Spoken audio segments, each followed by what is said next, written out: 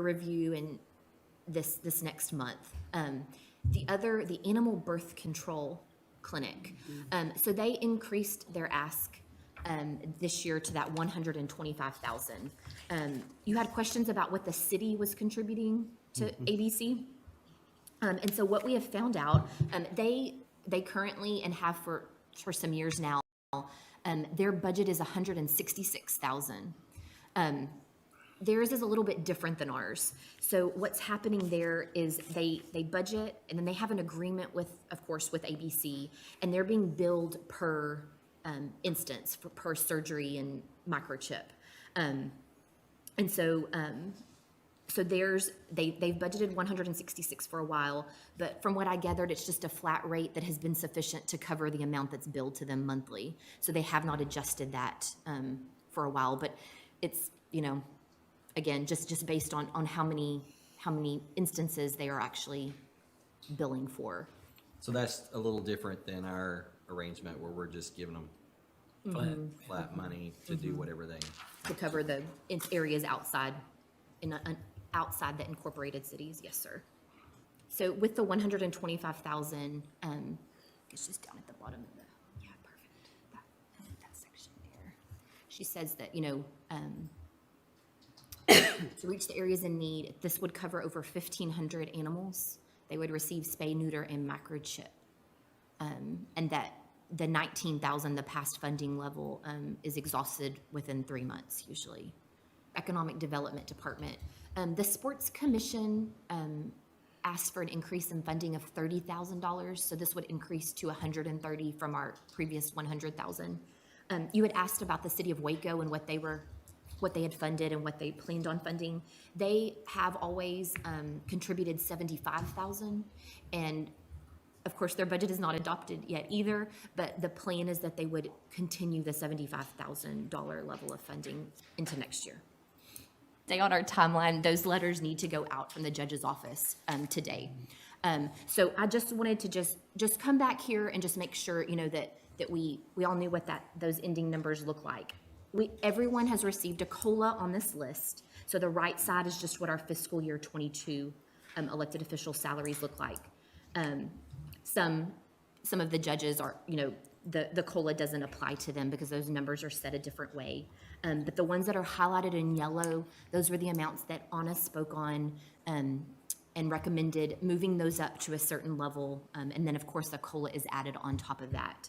So I just wanted to just make sure that we were all still, agreeable to those amounts, just because those letters do need to go out today.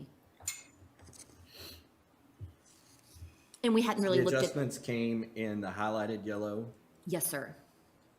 and that was due to the fact that they were out of our criterion. Yes. Yes. So you brought those up. Between now and the final adoption, which is August the 24th, we will come back and talk about the disposition of any of the funds that are over and above the policy of our unassigned fund balance policy of 33%, and how we, if we choose to apply any of those towards things. And one of the, one item was on our retirement debt. It looks like there's about a little over $90,000. For every $1 million we pay down on that debt, there's a little over 90,000 and some change. Correct. So Savings that goes up over time if salaries are adjusted up. That's correct. So yeah, those paying in $1 million or whatever the amount may be is going to affect of course, you're going to be out that cash for the year to pay down that debt, but then it's going to affect your retirement rate also. Right. So. And the cash position that we're in because of the rate environment. So we have received, of course, the certified values and then the new calculations of the tax rate. We'll share our screen here. This updated spreadsheet is, of course, on the budget workshop drive today, unfortunately. But that one is just one that's there. We've had questions, and we can always adjust as more information comes in. The other ones that we'll need to come back to in this department are the MHMR contracts. Of course, those will come in for your review in this next month. The animal birth control clinic. So they increased their ask this year to that 125,000. You had questions about what the city was contributing to ABC. And so what we have found out, they currently and have for some years now, their budget is 166,000. Thank you. All right, this time, let's pause briefly for a moment of silence, and we'll have a pledge to the flags.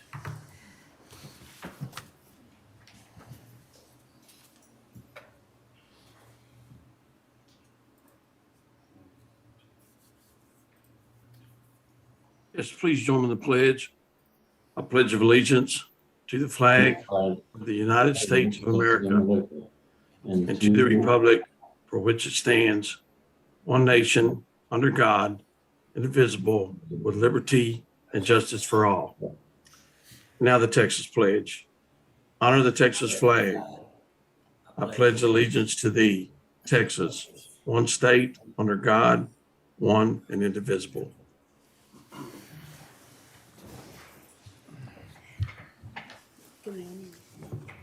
Thank you, Steve. Yes, sir. Yes, sir.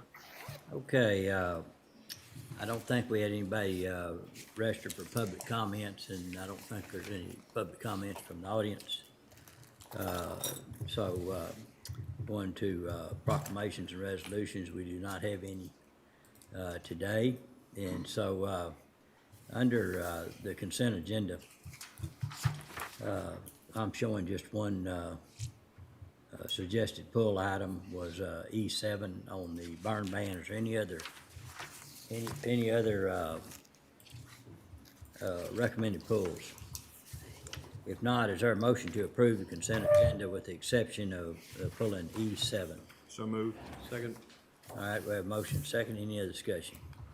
No other discussion. All in favor say aye. Aye. Aye. Opposed? Pass. All right, Dustin. Yes, sir. So Judge, we can go to E7. It's burn Okay. ban approval, extension, or termination. I'd like to call on Elizabeth. All right, thank you. Morning, Elizabeth. Good morning, everyone. So I would be moving forward. I wanted to bring forward to the court, recommending the approval of a burn ban. The average KDVI is at 499, and there is no forecasted rain coming through. Just with that average and with the likelihood of no rain in the future, it would be my recommendation to put forward a burn ban. Okay, all right, and if we do get a significant amount of rain and I get communication from Elizabeth, I'd like to have the authority, if the court would grant that to me, to lift the burn ban if all the numbers are in line and recommendation by the emergency management department. That would be my motion, Judge. All right, is there a second? Second. Motion been made and second. Any discussion?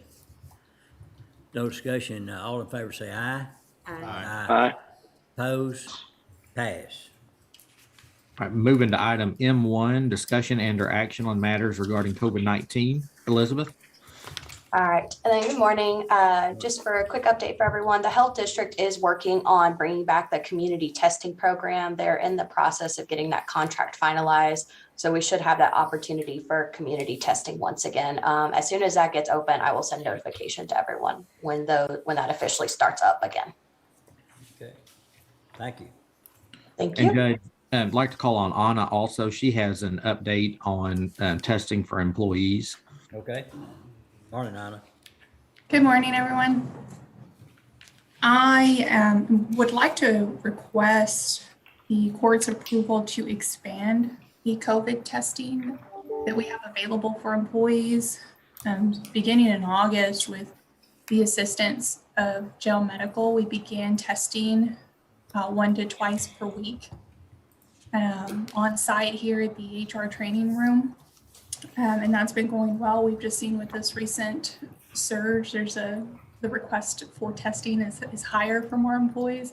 So we'd like to make that available. And we've been speaking with Thumbs Up Compliance, and they have been providing employer testing, COVID testing. It is rapid. And it's a drive-up test that they have available for employers. The test cost is $95 per test. And I'd like to request the court's approval to proceed with this. We'd like to offer this for employees that have reported close contact with known COVID-19 positive people. And we'd like to implement that in order to have them return to work after a 5-day quarantine. So everybody in the office, including the employee, knows they're coming back with a negative test. Who picks up the $95 expense? Are we taking? We think it would be covered, under the American Rescue Plan Act. Dustin, is that what you've checked out? Yes, sir. We believe it would fit there. Right, So is the county gonna pay for it then, and we're being reimbursed through that? right. Okay, so the employee's not out of pocket? No. Okay, no, okay. No. Anna, how does that tie in with the testing that we're doing, the testing we're doing right now at here? So the current testing that we're doing, again, it's being administered by our jail medical staff, it's PRN staff, and the tests themselves are being provided by emergency management.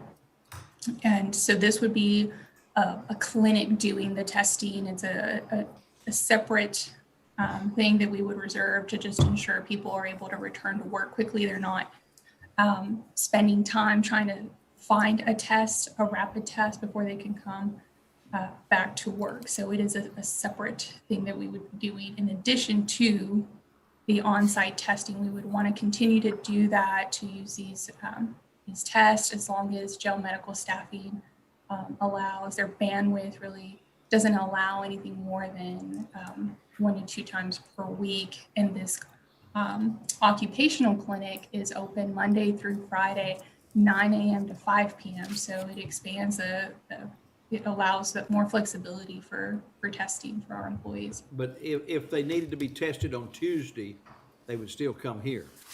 We're not going to just automatically refer everyone to the other side, are we? Exactly. So depending on their expected return date after quarantine issued by HR would first look before referring them to the clinic. We would see when is their return date, and if it happens to fall with a testing we already have scheduled here on site with HR, that would be the primary testing we would use, and always try to go for before spending the $95 for the clinic testing. Exactly. And my final question, we're using jail staff, and that's just on Tuesday. Have we talked with them about adding another date with the number of cases increasing to like a Thursday or a Friday or something like that? Are they available to do anything like that? So yes, I just had discussions with the assistant director of nursing, and it sounds like they have the bandwidth for 8 hours per week. And so we're gonna split that up, try to split that up between 2 days per week. They're allowing us to use their PRN staffing, and anything more than 8 hours puts them at risk for not being able to supplement any staffing needs that they have on their So we end. do like 2 4s? Exactly. Okay. And offer it 2 days. Okay. Mhm. Yeah, I certainly would hope that we would continue to use those and direct if possible, direct our people there first. That would be our preference as well. Okay. What we'll strive to do. Okay. Judge, is this an action item? Is this under COVID, or is this I think that a decision should be made fairly quickly, because all indications are these cases are rising tremendously just over the weekend, probably as a result of more people being together, holidays, those kind of things. And I talked to some of the folks with Providence yesterday, and their rooms are filling up, and so I mean I think the demand's going to be pretty high for the next 2 or 3 weeks anyway. And then if you follow the variant overseas, it starts dropping off. If it follows the same trend, about 3 or 4 weeks from now, it ought to start really falling back the other way. But in the meantime, we need to test these, be sure our folks get tested, and the ones that are sick, and we can get them home, and the ones that aren't, we can get them, keep them working. So I think it's an efficient way to utilize some tools that are available to us. I agree with you. I want to commend the city of Waco and the Public Health District. That website, covidwaco.com, is still current if you want to go to it. If you looked at it, you saw that the week ending Christmas Eve, the 24th, we had 463 active cases. The week ending December 30th, we had 1,804 active cases. And they're telling us that there's a shortage of testing. And if I'm hearing Anna correctly, this additional company would be used for those employees that we want to enter back into the workforce to be tested and enter back. And we're gonna cover the expenses with our ARPA funds. I kind of see it as a no-brainer. Any other thoughts? Only question I would have would be with Dustin, is this an action item that we can vote on today? It does fit under our COVID. Our item does talk about mitigating the spread of COVID, so I believe it does fit. So I think we could act on it. It does not require an agreement with this provider. It's just merely looking for the court's approval. If there was no more questions or anything, I would move to approve the request from the Human Resources Director to utilize compliance for employee COVID testing. Second. Okay, we have a motion and a second. Any other discussion? No other discussion. All in favor say aye. Aye. Opposed? Pass. Thank you. Thank you. Moving to item K3 regarding the Texas Community Block Grant for water and sewer improvements in the unincorporated community of Elmont. K3A is authorization of project completion report, and K3B is authorization of certificate of construction completion. I'd like to call on Janelle Foster.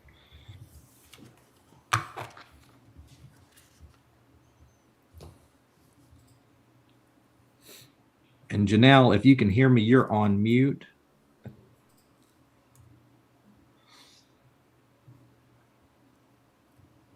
And Judge, these two are very straightforward. Oh, there she is.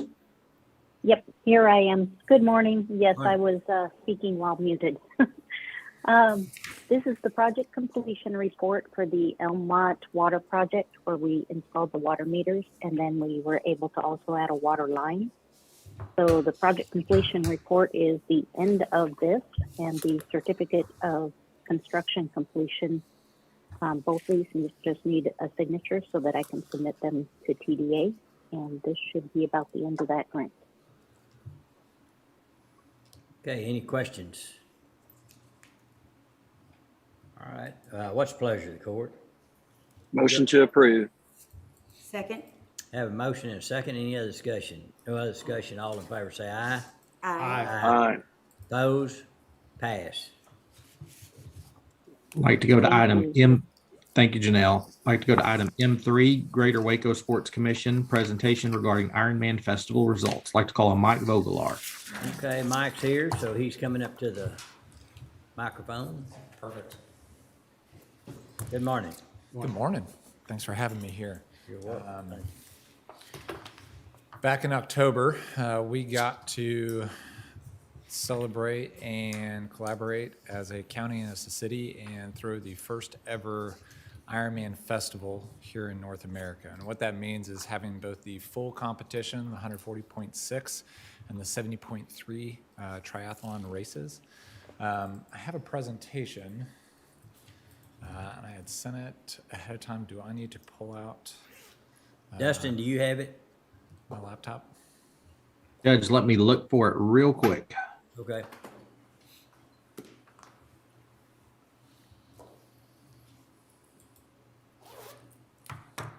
So you're looking around. I wasn't sure what you were looking for. Yeah, well, I didn't know if someone was pulling it up or not. So, and I've got my computer in case I need to just hook something up with a USB or not. So, but I think that there's a lot of photos that I think really tell the story a lot better than words do. And so I wanted to be able to make sure that we shared some of that. Judge, I've found it and I'm pulling it up right now. Okay. Perfect. I got it in front of me as well. So the county has had a partnership with the Sports Commission over the last three years, or three events that the Ironman has been in town. So in the previous years, we only had the 70.3 race. You can go to slide number 2, if you don't mind. In the past couple of years, we've had just the 70.3 race, and so that has been a great draw for this area and the county. And then again, this year, we were also able to bring in the full competition, the Waco Ironman. And so that brought in a whole nother clientele. So we had the races on Saturday and on Sunday. And so the estimate from the Ironman group is that each race brings in roughly about an $8 million economic impact. And so I'm a pretty conservative person, and so I'm just going to say, hey, let's just take 25% off of that. And even if that was the case, we're still talking about a $12 to $16 million economic impact with this competition. This is exactly the purpose and goal of the Sports Commission, be able to create an economic impact while improving the quality of life of the local residents. And so if you don't mind going to the next photos, we'll kind of fly through some of these. So this is the finisher on Saturday. If you go to the next photo, this is going to highlight some of the statistics. So we had athletes from 29 different countries. We had over 2,000 volunteers. 2,000 volunteers. That is a really big number, especially, with everything that's going on with the pandemic and all that sort of stuff. It was really hard to draw those people out, but our volunteer director, Nancy Goodnight, did an amazing job. I'll be truthful and honest, we had about 600 people signed up the week before. So you can imagine the sleepless nights to be able to make sure that we got enough volunteers, and we did. And so we had 780 athletes for the full race on Saturday, and then we had 1,800 athletes race for the Sunday. What was unique about this was because COVID canceled the race in the Woodlands in Houston in the spring, they pushed it back to 2 weeks before this race.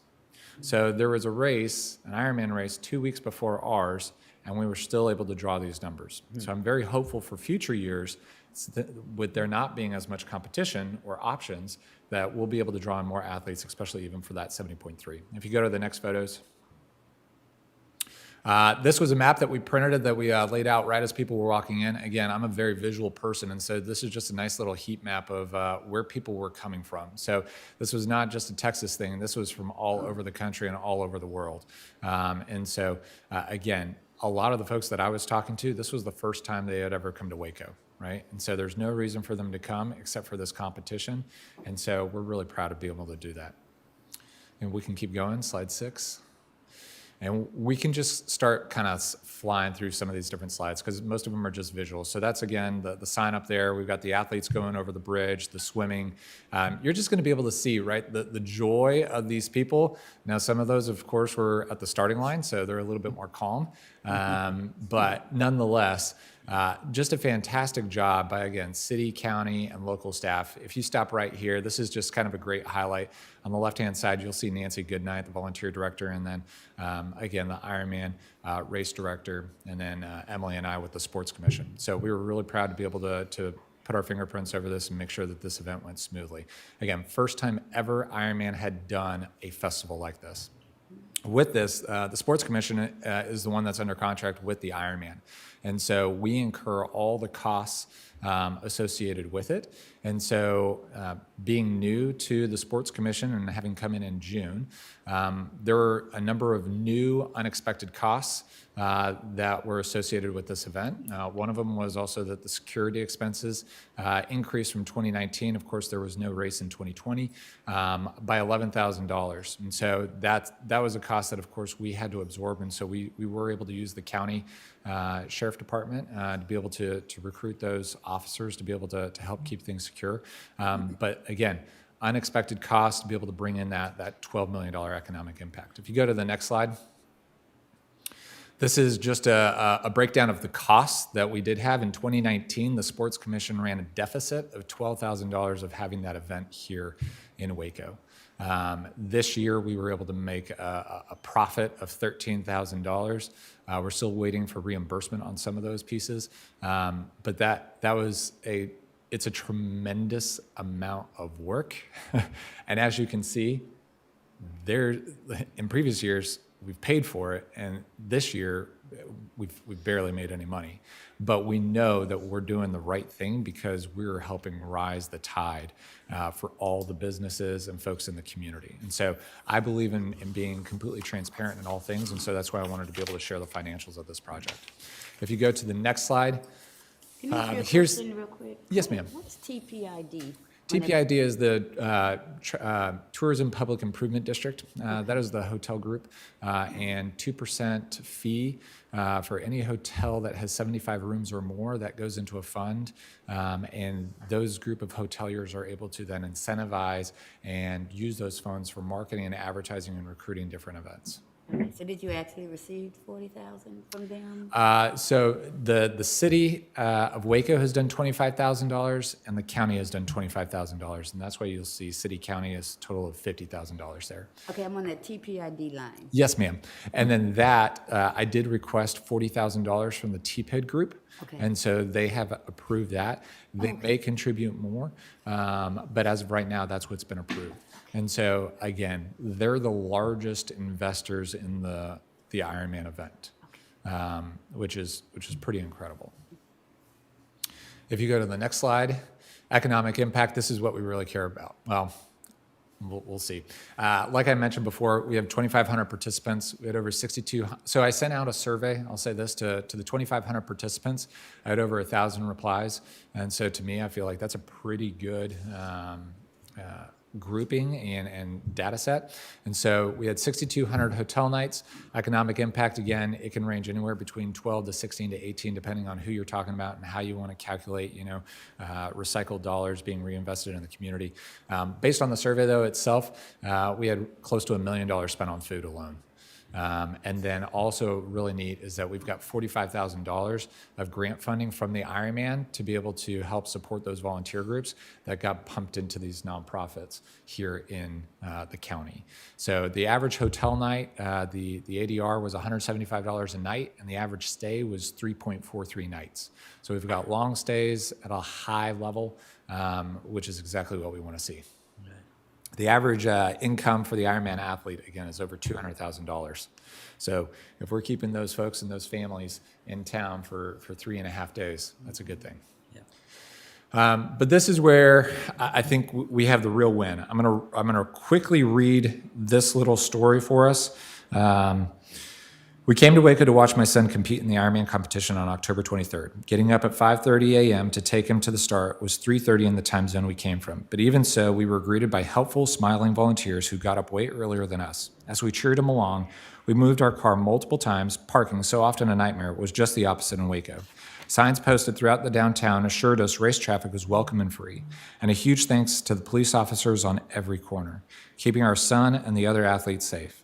As he crossed the finish line, darkness was descending, but the volunteers were still smiling and giving us free water and burritos and smiles. To get our newly minted Ironman some nourishment, and the exhausted support crew as well, we went to Cracker Barrel. Near closing, the hostess was still gracious and patient. A couple in the corner noticed my son's shirt and took an interest, asking where he traveled from, how he did, how he felt, and even let this proud mother share a video of his sprint to the finish. When we left, the hostess told us our bill was already paid. That kind couple had picked up the tab for our entire table of 8, their Texas way of saying congratulations to our son. Arriving exhausted at the hotel, the night clerk brought up extra pillows and a blow dryer so my husband could sleep and so I could go to church with presentable hair. Sunday morning, moving a little slowly, we slipped into the back with the service already underway. A small red-headed deacon caught my eye. He caringly guided his tall, less able friend around the chapel as they both carried the emblems of the sacrament to the congregation. The unstudied, quiet Christian kindness of this young boy epitomized our entire experience in the town of Waco, Texas that weekend. So I want to say thank you, Waco, for reminding me what it feels like to be in the heart of America, where caring and kindness are simply a part of who you are. So to me, I feel like that's the win, right? We got to show those folks from 29 different countries from all 50 states what it's like to be here. and what this community is about. So not only is there this economic impact, but the community gets around this as well and really shows it. From the hoteliers, from downtown to security to restaurants, we touched every single point. And so this is just one race that the Sports Commission is doing. But we've got more. We've got a Grand Fondo that's coming at the end of June, a large bike race where we're trying to bring in roughly 1,000 bikers from all across the country and really world. We've got different events that we're trying to create as far as the Sports Commission itself, whether it's 5Ks and Mother Day race. We did this, the Beast of the Brazos, which was the swim competition 3 weeks beforehand. We're trying to do a lot. Not all of it's seen. Big events like this are seen and felt by all, but there's a lot that's going on by the Sports Commission that just is not really known. And so that's my job, right? To be able to help educate people about what we're doing and the value that we bring. But as far as the Ironman, I just wanted to be able to highlight these different parts of it. So if you go to the next slide, this is just kind of highlighting again, kind of what's next. We need to figure out if Waco and the county is a good match for future festival events. And if so, we need to negotiate an agreement with the Ironman group. And we need to figure out if there's benefit of having a short-term partnership or a long-term partnership. So these are the things that I'm working through right now. The feedback that I've heard from many is that this seems like a really good partnership and a benefit to all. And so I will say I am continuing to pursue a long-term partnership with the Ironman group for these competitions so that we can continue to grow that economic impact and be able to invest dollars in these nonprofits through the grant funding as well. So, and then the last slide, I guess that is the last slide. So anyways, thank you for the opportunity for me to kind of highlight the work that we've done. Certainly open to any questions, comments, and any concerns that you have. Great job, Mike. Great job. Good presentation. Did the actual event go off well? And what I mean by that is you guys go through many towns and territories. Did everything go off? In large scale events, there's always a few people that are a little bothered by the inconveniences. And so there was an incident out on the bike course that we had a lot of folks that came together and helped kind of solve the situation and clean up the roads a little bit. But besides that, downtown, all the other different places, the hoteliers, everybody was very happy to welcome these folks in. So in the past, in the bike races, there's been feedback of inconveniences, of road closures, and being able to get out of communities. My understanding is that 3-4 years ago, the city had received probably about 50 different complaints about it the first time it took place. And this past race, they received 10. So to go from 50 to 10 is a huge deal. We were also really strategic when... Just one here. Okay, well, that's great. We were also really strategic with the start times of the different events and being able to try and be strategic of when the Sunday race would start hitting some of those different communities so that people would have been able to get to church and to be able to get home from church without being inconvenienced and surprised on their way out, for a certain service. So I think that we did a really, really nice job with that. My comment is it looks like that by far it's a successful event. It looks like there's going to be a lot of opportunity to monetize the event with additional sponsors and all when you see the impact to the community that comes in. I would say that we would be very much interested in what a long-term arrangement with Ironman would look like and, how we can participate in that as well. It definitely comes back to us. We get a pretty good return based on the fact that we get 2% hotel tax that goes into our venue project too. So the fact that you're bringing in folks that can stay 3 days, 2 or 3 days, and while they're here, by the way, shop at all of our different places and eat and have entertainment, that this is the kind of event we're looking for this community. And so look forward to hearing more in the future about what you have in mind, what y'all have in mind what it looked like.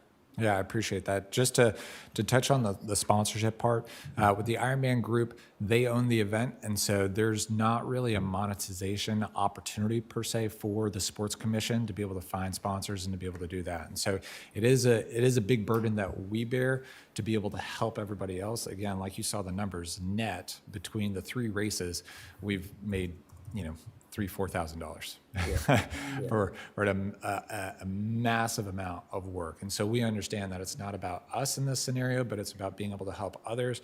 And then hopefully by the strength of their impact, that might be able to come back to be able to help us with this event. So yes, if we're looking to be able to have this event for the future, for a long term, I would certainly say we will need more support from the city and the county and the hotelier group to be able to make this and other different events possible. Because I'm just talking about the Ironman right now, but I've got some really big dreams that I think that can generate some incredible revenue and ROI. First, is quite honestly rowing.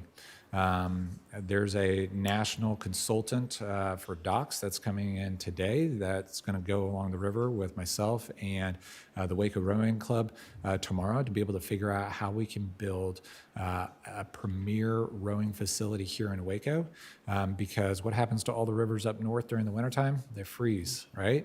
And where do they want to go? They want to go south. And there's nothing here. And guess what? There's 5,000 meters of open water right there with very little impediment. And that is a dream. It's a diamond in the rough and no one's using it. So if we can build something here that's premier and be able to host different competitions and regattas, then we can bring in all that traffic year round, and especially between Thanksgiving and February, which if you talk to the hoteliers, that is exactly when they want to increase their rooms. And these teams and organizations that come and visit, they come for anywhere between 6 to 13 days at a time. And there's roughly 40 people with them. And we're talking about being able to bring in 6 to 7 teams at a time throughout that entire time period. So again, I've got some really big dreams that I think are really cost-effective ROIs. And so if anybody wants to visit with a consultant and talk about the rowing and the dock, would love to be able to invite you tomorrow to come visit with us. So As long as it's just talking about it. just talking about it. Might even have coffee or breakfast or lunch if you need. You might go back and I think it was 2017 or 18. There was a wake surfing event on the river. Yep. It was a huge success, and all the competitors loved it. And it was there's several organizations that, not several there. I think there's 2 now, or maybe even down to 1 that hold those events. I would definitely recommend, reaching out to them. Yeah, I sat down with the World Wake Association. They're the ones that did that. And so they have moved some of their events over to BSR, the Waco Surf Resort. And so they were looking at trying to do that for this next year. They weren't able to come to an agreement. And so they weren't able to just then have a standalone event in the river or at Lake Waco. But it is something that they're talking about for future years. But that's exactly what I'm thinking is, if we look at the Brazos right now, there's probably nobody in there right now this morning. And, when we're talking about cycling events and closing down roads and everything else like that, that can be an impediment to people.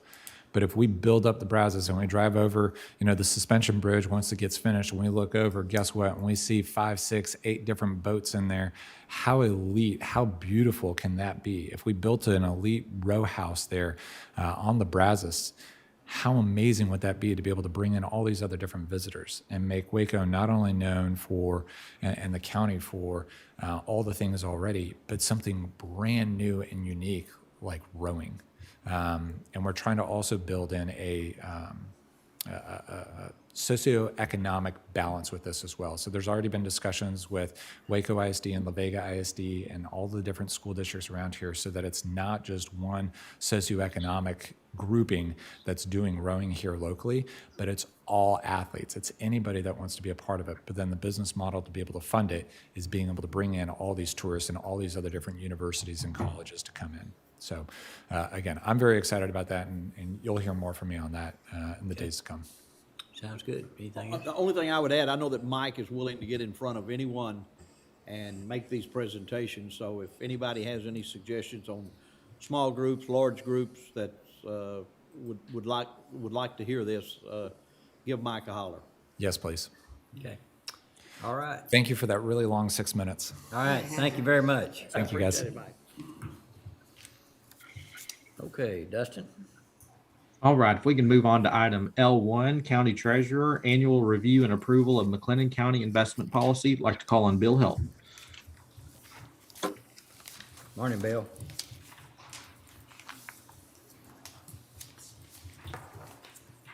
I see Bill on, but Bill, we can't hear you.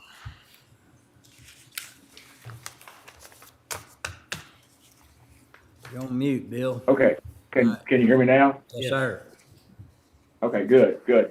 I noticed I failed to put it in the cover letter that there's no changes from last year.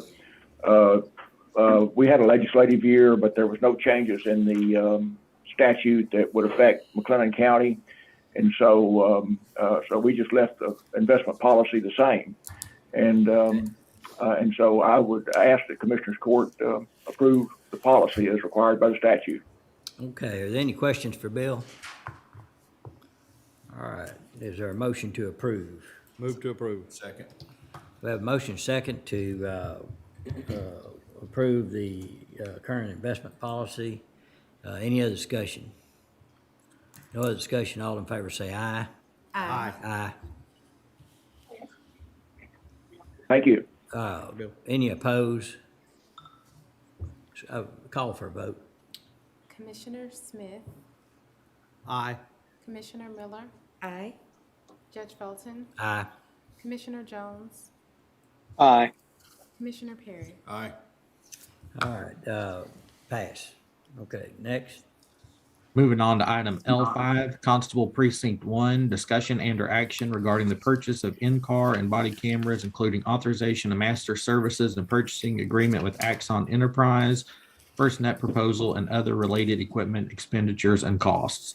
And Judge, I believe April is on, and I don't know if Walt's in the courtroom or not. Okay, Dustin, kind of take us back to when we looked this initially. What were we thinking?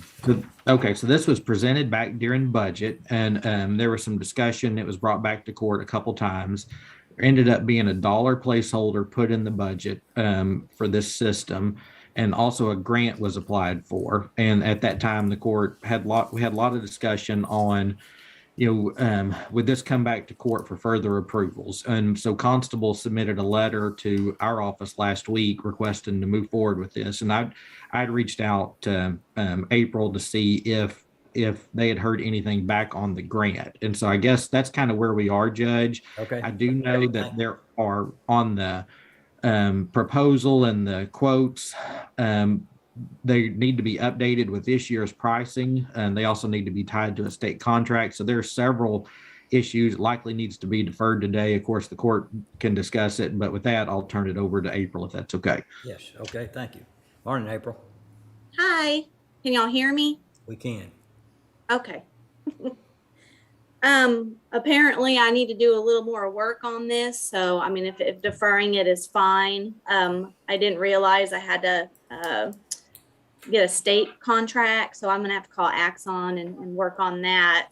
The grant, it's still pending, but I believe, let me see if I have the grant paper in here.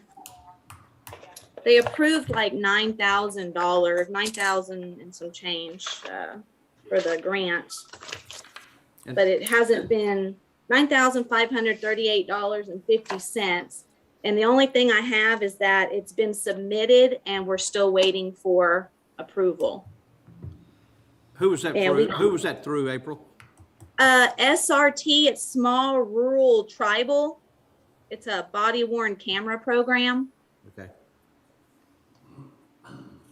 So the total grant they were going to give us was $9,538.50. That was for the body camera portion of it. And And all I have really is saying it's been submitted and we're still waiting. My grant, Kevin Carter called about a month ago and they said, you'll receive an email when it's approved. So we're just basically waiting. Okay, so the total cost, what was y'all's first estimation of cost? Without all the first you mean for all of it, the body and in-car cameras? I think we were talking about body cameras. That's Well, what there, it was body and in-car Okay. cameras. So do you have a breakout? The body cameras, let's see. Sorry. How much, 150? Yeah, it was like 150 and then it was, then you had the data, all the data stuff that had to go along with it. Looking at IT's 5-year plan, it said roughly 180,457, but we've got to get an updated quote. Okay. And that includes all the data stuff and all the cloud storage and all that. I see. Well, I was under the understanding that the grant would be covered most of the cost, but it doesn't even come close, so. No, it's only for the body camera portion. And it doesn't cover the data. It only covers the equipment portion. Okay. All right. What questions would any commissioners have to, that we would want to know about before we make a final decision? Because it's Judge, appropriate to defer it, but I'd like to defer it with questions to be answered, so we don't go in a circle. Well, circling back to the history of all this, we were originally told that we would approve a grant to fund this. And the grant was in the neighborhood of $20,000 or give or take. And there would be other grants available, the governor's office, a hot cog would be other grants that we would look at to fund it. And so then the amount went from that original amount to like somewhere the number 118,000, and now we're talking 180,000, and we're not even sure of that number because we've got new numbers that we have to look at. There just seems like it's like something that just keeps on giving. The numbers keep growing. We've got other constables, deputy constables that don't have this opportunity. Are we creating a precedent here that we need to make it available for them? Are we going to get a request from the sheriff's office for their 70-plus deputies to have body cameras? I mean, where does it stop, is my question. Yeah. So I guess two things. One, we would need to understand what we would want our policy to look like regarding body cams,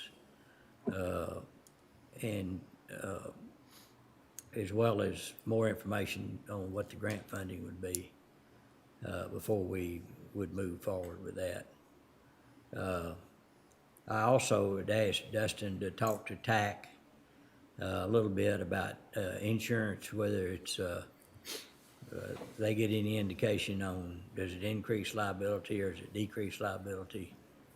And Dustin, can you kind of brief us on that? And Judge, yes, TAC does have a model policy for body cam use. Our representative at TAC will actually be back in the office tomorrow that handles our coverage questions. So we should get an update on that then. Okay. And then, last I recall in regards to Sheriff's Department is, and they can speak for themselves, is at this time they were not adopting a policy to have body cams, the way I understand it. So once that changes, Yeah. so. In April, I don't. Judge, also, there was a 47-page agreement that came with it. And we haven't had a chance to go through that, but I can already see there's some changes that'll need to be made. Okay, thank you. And if I may interject too, now we've asked for an updated quote on all this equipment, but usually from Axon, we get a quote that's attached to a state contract. Generally have to buy on Smart Buy, but whether it's a state contract or cooperative agreement, it doesn't mention that. And I sent an email yesterday asking if when they update the quote that they make sure that they include any cooperative agreement contract and or state contract numbers on the quote. And Ken, if I'm right, if they're on the state system, that contract is already vetted by the state, so we wouldn't make any changes to it. Well, that depends. If they send us a contract that basically is reflecting the state contract, because they didn't refer to it didn't refer to a contract. I don't know at this point in time. Yeah. We may need an updated contract as well. Commissioner Perry, you had Yes, Judge. I would ask that April again check the grants. If we can't find grant coverage or grant funding to come somewhere close to half of this, because the expense does seem to be growing while the grant funds seem to be shrinking. And I think we need to bring that closer in line before I'm ready to support anything. well, and at that point, then we need to decide as a group, as a body, what our policy would be for providing those to law enforcement and which law enforcement we would provide it to. Be my thought. Judge, just to clear up something for me, do we provide vehicles for all of our precinct constables, or how does that work? We don't? Only ones that request so far. All right. We've only had one, precinct one's the only one, so none of the others have county furnished vehicles? Is that correct? Is that correct, Francis? Yes, sir. Yeah. Okay, thank you. Kind of going back to the body cams, on the point about grants, I agree with Commissioner Perry. I think when they initially brought the idea to the court, part of the conversation with the sheriff's office is that they wanted to kind of see how this would work with a department. And I think at that time, there was a voice of consensus that a smaller department navigating through this issue is better than a larger department trying to navigate I do recall through that. the issue. I think what I'm hearing, though, is that with all the pertinent partners, because when it first came up, IT hadn't been brought in, so there was a conversation of how to make the software work. And it looks like the constable has visited with IT, and they're pretty much in sync. But now we're hearing purchasing kind of needs to get in sync with this project. So perhaps Constable One could get with all those pertinent county departments that would have to interface with this project and kind of navigate those bugs through a committee and then bring back those answers to the court. I would hope we would be able to move forward with it, but right now there's just a lot of prep work that hadn't been done. I'm feeling, because 9,000, I think is just one source of a grant, but there may be other grant sources out there. So I think they do need to research and see what all different state agencies or other sources, resources are out there to kind of help them to cover the cost of this. But that would be my idea, to allow them to do some more prep work on this. I just think they're not ready right now for us to move forward with a vote on it. Okay. Is that a motion? Let me ask Commissioner, something you just said in visiting with the sheriff's office.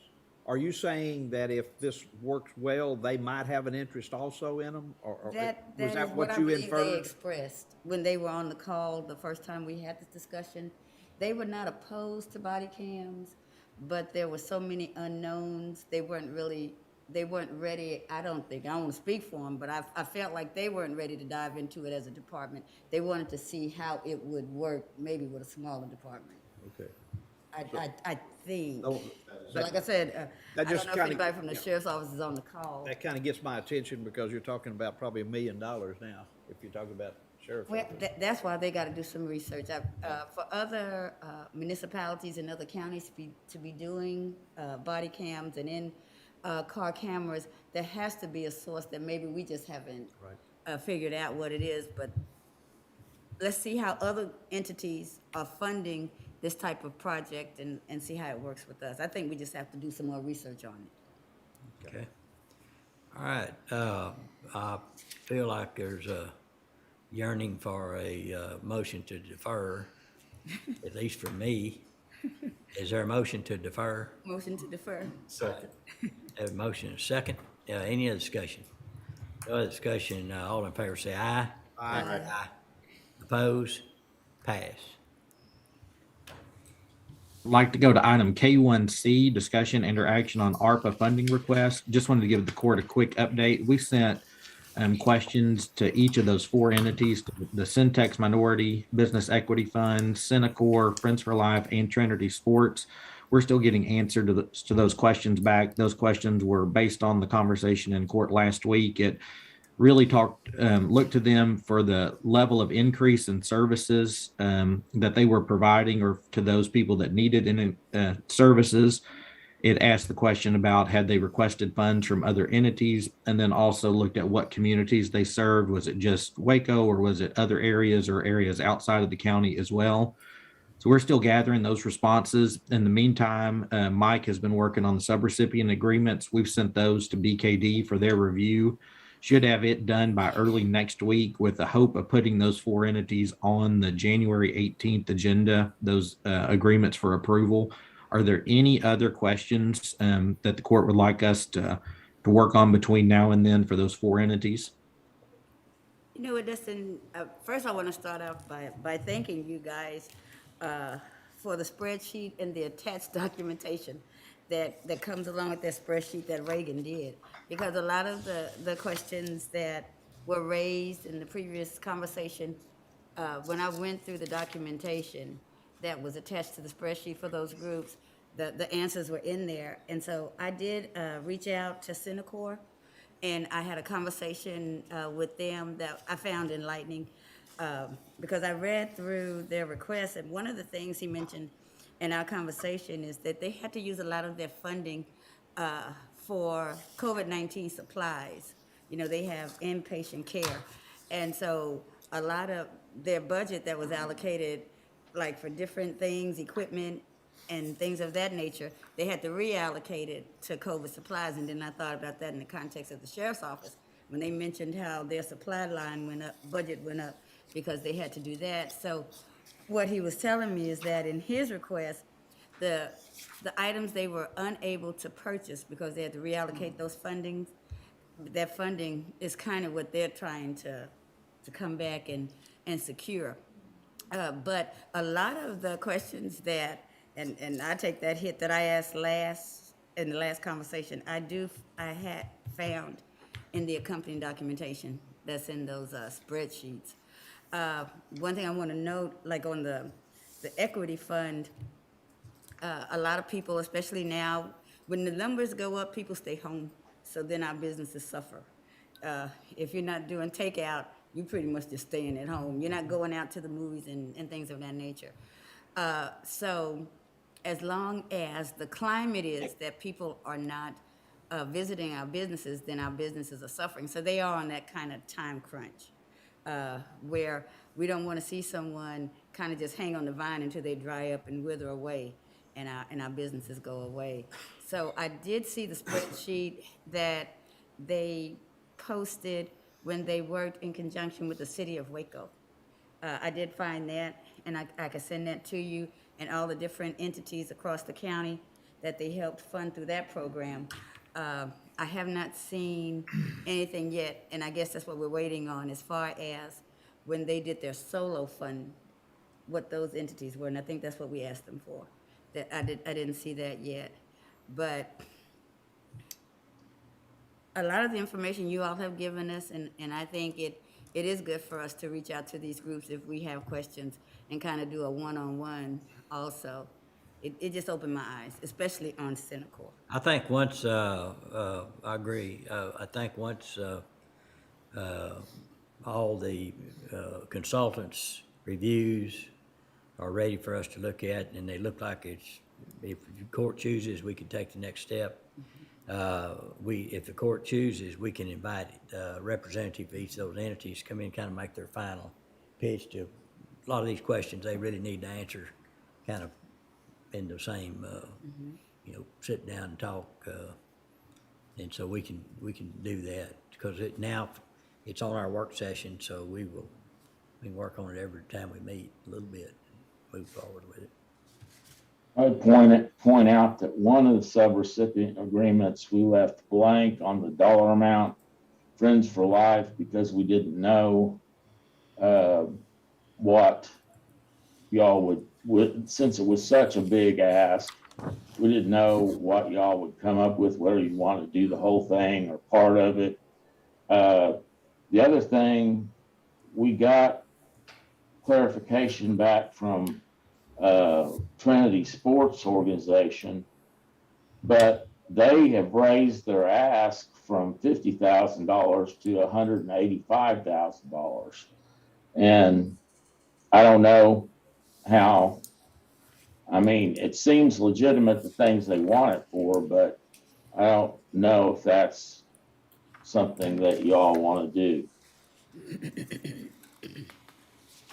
Okay, well, that would be one that we would want to talk to the representatives, try to get a good understanding, and we'll make that call. I'm gonna look forward to the additional information your office is gonna send out. Okay, Today, I could move forward on the Syntex and Centercore, but I'll wait with the rest of the court. I would need to see some more on Friends for Life and Trinity. But I'll just look forward to the additional information you guys are gonna send out. And in the case of Trinity, they truly own the building, right? It's no longer owned Yes. by and then I guess, help me remember, we discussed this last time. What are gonna be our guidelines if we pump money into a building like that? Are we gonna require them to hold it 5 years or 8 years, or we're gonna allow them to turn around and sell immediately once they? That get was a repaired? discussion. I don't know what Mike has come up with any kind of agreement like that. I don't know. That was a discussion, though, Commissioner. Well, their agreement is that they have to continue to use it for the purposes. And if they don't use it for the purposes, they have to repay us the grant funds. So if they were to sell, unless we agreed to the assignment and the person buying it agreed to meet the same requirements, if they were to sell, they would be an instant breach of their contract because they wouldn't be providing the services anymore. All right, what if they just close the door? Well, they'd be in breach again. Now, whether we could collect, it might be squeezing blood from a turnip deal. and that's, we took a security interest in the facility. If it was, Yeah, but I don't think that is something that the ARPA envisions. But again, if they're not doing the services they're supposed to do, then we have clawback. Yeah. So I've seen this organization in action. They're doing good work.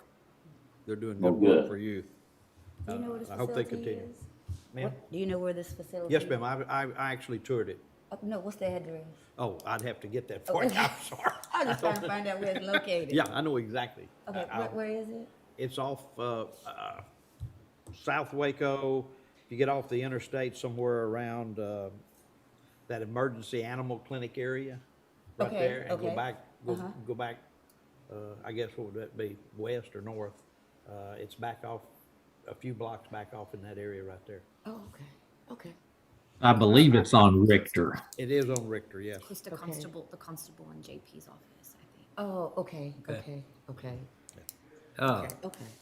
But I would hope that on the 18th that we can move too, because I know, Judge, that's something you have in mind. And I think that's important that we try to Well, we start gotta- helping some of these people. yeah, we want to get all the questions answered. I We mean, gotta that's the get one thing, and then from there, we're gonna need to go ahead and do something. Yes, Okay. ma'am. Now, you're gonna get us a reasoning on why it went from 50 to 185? Yes, Okay. yeah, we'll have that, and I think what we're gonna do is probably get, an individual from that entity to talk to the group, or somebody that's on their board, or, all I know, actually, besides, Commissioner Smith having knowledge of it, also, Tom Ray, knows about it and also believes it's a worthwhile endeavor to, help them. I have a question, Francis. Did we ever get our Johnson & Johnson settlement money before the end of the year? It was supposed to be a cash payment, that came from, it was a mass settlement, with the state of Texas. We were supposed to get our funding before the end of the year, and it was a percentage of our total funding. And it would have been about 160,000. No, and not that I know of, unless it came in the last week and we haven't, it's timing issues, we haven't. Well, the seen whole that deal yet. was that they had to settle before the end of the year. I'll check as soon as I get back to the It was a office. tax advantage to Johnson & Johnson to do that. So, if you'll check on that, but, the reason why I brought that up is because, in this settlement, we, can only use the money, to, rehab, rehabilitation, alcohol, drug, those kind of things. And to use the money for the damage that was done. And so, I see that Centacor would be an entity that we could, look at, as possible, help there. Would our attorney know? Well, Have that information? that's who told me we should get the money before the end of the year. We haven't seen anything, but, Okay. the last 2 weeks being I'll holidays. get an could answer to be that. Sitting there. So, okay. Dustin, do you have any relevant information on that? No, sir, I'm not aware if it's been received. Okay, thank you. Okay. All right, Dustin, what else? Do we need to defer this act? Do we need to defer, Dustin? Yes, sir, we can defer, then that way it'll be put back on for next time. Motion to defer. Second? All right, we have a motion and a second. Any other discussion? No other discussion. All in favor say aye. Aye. Aye. Oppose? Pass. All right, moving up to item F, budget. F1's regarding the FY '22 budget. Francis? Yes, sir. 1 second. Yeah. Okay, so F1, our budget amendments for 2022. So starting with F1A, this is for the county auditor's office, for our office. And we're requesting to move money from supplies in our department into furniture and equipment in order to purchase 2 laptops with the necessary components needed for those 2 laptops. And these are laptops for employees that do not currently have them, so it'll help us outfit more employees with that capability. F1B, there are 3 there, and these are all related to the 2019 bond funds. So F1B1, this is an increase to the tower project for the Road and Bridge 3 tower. There is an additional cost from Primus Electronics. The quote is attached there. F1B2 is an increase to the line item for the tower project portion related to the Road and Bridge 4 tower. This increase is for work done by Heart of Texas Electric Cooperative. This was approved on the last agenda. And then F1B3, this is an increase to the line item that we are using for the Juvenile Center mold remediation project. There's an additional amount needed of $4,795 from SS Environmental Partners. F1C, so this is the first one we've seen of this kind. This is for our 2021 bond proceeds. So Those amendments that we just covered for the 2019 bond, that exhausts pretty much all of the funding that was sitting there. So one of these projects that's carrying forward are our ADA projects. This one specifically is for the MHMR Crisis Center. So on the last agenda, you approved a change order for HCS. In that amount, you'll see there $26,489. So we'll move that project into the next bond, and then we need to increase the budgeted line item by that amount for that change order. F1D, this is general fund for capital outlay. This request is to go forward with the audio video upgrade for County Court at Law number 3. So the amount includes quotes from Brazos Media as well as BIS Digital. That total there is $22,196. F1E, this is general fund for 4D Court, and they are requesting to move within their department into furniture and equipment from supplies in order to purchase a vacuum. F1F, this is general fund for Road and Bridge Precinct 3. The request is to increase their capital outlay line item for the purchase of a dump truck, as well as the cost of a storage building. And they are moving from other line items within their department. F1G, this is general fund for Constable Precinct 1. The constable is requesting to move from their professional development line item into furniture and equipment in order to purchase protective vest that will replace vests that have expired. And F1H, this is general fund for information technology, requesting to move from the repair and maintenance into other services and charges for the increased cost related to Isolon that has been discussed on a past agenda. And that concludes the budget amendments. Okay, is there any questions? I have one question.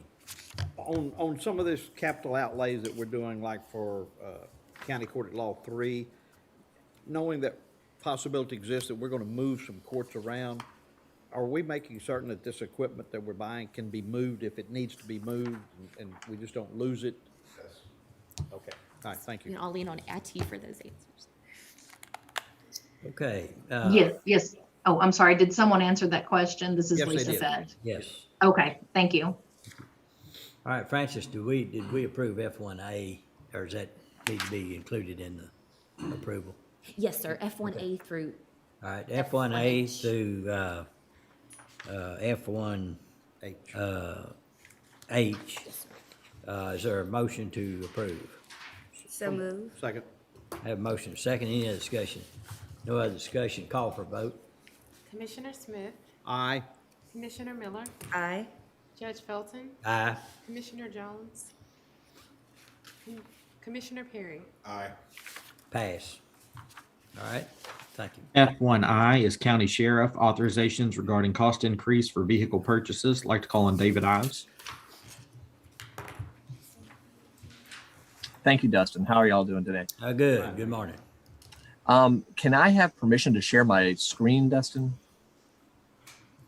Yes, sir. Tim, can you allow that? Okay, try it now. All right. Can y'all see this? Yes, sir. Yes, sir. All right. So we've had to make some amendments to our fleet, or we're attempting to ask for approval for that. First off, I want to tell the court we're not asking for any additional money at all. If you look at this right here, this is a direct pull from the auditor's capital outlay sheet that they give in the approved budget every year. And what we're doing is we're having to move some of the vehicles from a category that we just cannot get those vehicles to a category that we can get those vehicles. So essentially, some of the unmarked vehicles that we were trying to replace in the fiscal year are not things that we can receive. They flat told us it will not happen. So we're trying to move that to the patrol Tahoe line that you see, which is our top line right here, to try and reallocate that to vehicles that we can actually receive within the fiscal year. You'll also notice there's some slight changes on some of these Tahoe lines as far as just a slight increase in the cost, and that's basically due to the cost of equipment and electronics that goes into them, but that's across the board on all electronics that we buy. It's not just our vehicle electronics. It's radios, cameras, computers, monitors, pretty much everything. So we're just asking for the amendment to the categories and not any additional money for the fleet budget overall. Okay, any questions? So is the number of units reduced No, to sir. fit the budget? Okay, so this is all right. And I will make a point too, Judge, that I think is relevant. Okay. We believe that we're going to be able, from talking to our vendors, receive all these vehicles, but there, with the way that things have gone this year so far, always that opportunity that we may not. And if not, we'll of course make the court aware of that, but that would entail a budget amendment if for some reason we could not receive these vehicles to move that money to the following year. Okay. I have a question. I know you just said you wouldn't change the number, but like on the unmarked, so you'll still get 5 units? No. We're changing the total number of vehicles. I was answering the question as though it was the total number of vehicles. So what's going to happen is the patrol Tahoes is going to go to 9 and the unmarked vehicles is going to go to 3. 9 patrol Tahoes, 3 unmarked. Correct. And David, just forecasting, do you see this changing your request next year? That's a more complicated question. And I've been asked that by several people. So I've been watching the price index for vehicles for about a year now, and it has steadily gone up. But the Trade Economics, U.S. Analysis, Bureau of Analysis for Economics, has released a report that shows that is supposed to taper off in February. Now, we're not in February, and I cannot guarantee anything until I see that manifest. So it very well may affect next year's budget, but we are going to do everything we can, like we did with this right here.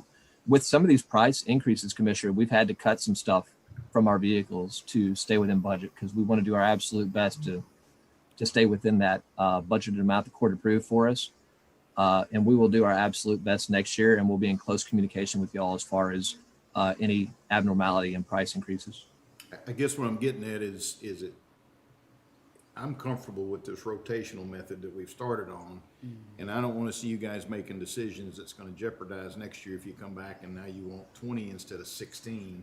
I would rather we work something out in this year's budget than for you to come back next year and want 20 vehicles. No, and we appreciate that from the court. The court's always been supportive of us, and from talking to our fleet department, which I have Lieutenant Kevin Ferguson here with me, who kind of runs our fleet, we have daily discussions about the fleet, and we do need the patrol vehicles. We have a deteriorating patrol fleet, and there are quite a few units that we need replaced. Units that are pushing 170,000 miles is getting really high for a patrol car, almost unserviceable. But this will definitely get us through.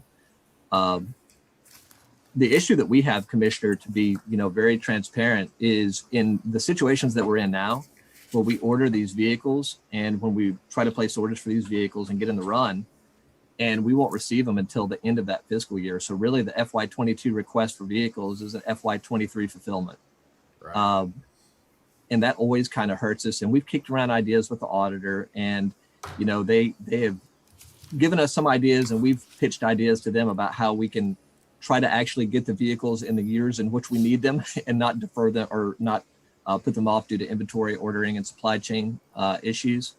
But we feel like this will get us through this year, and there will probably be a later discussion about maybe not increases in price necessarily, but the mechanisms in which we ordered to try to get that VIN allocation before state and other agencies possibly. Yeah, you just alluded to something that I have an interest in, David. I know that there's competition there's basically a set amount of vehicles out there, and there's competition for them. And what I'd like to see y'all do in conjunction with the auditor's office is look at some ways to make sure that we're at the top of that and not at the bottom of that list of people wanting vehicles when they start sending or allocating them out or whatever they do, okay?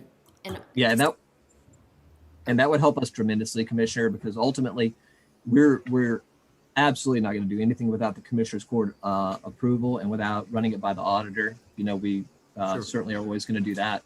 But in order to beat some of these other agencies to get these VINs reserved for our agency, because the state's fiscal year starts before ours, and they are a large order of fleet vehicles for these Tahoes from the manufacturer, and being able to get your VINs locked before some of these other agencies will definitely affect the delivery date that you take these vehicles of. Okay, And- okay. So and y'all just are to- looking. oh, sorry, go ahead. No, you go ahead. I say, Go just ahead. to add to that too, like you said, we've had discussions about it, but, our fiscal year starts October 1st, state September 1st, so we're already a month behind. And, to properly procure anything, you have to issue a purchase order, of course, but you have to have budget available to issue a purchase order. You can't issue one for the next year before the year starts, per the budget laws. So you would have to have budget, issue the purchase order. Now, we are not going to expense anything until we actually incur that expense or we actually receive that good in our hands. So you have budget, you issue the purchase order. You also have to have that budget in the next year as well.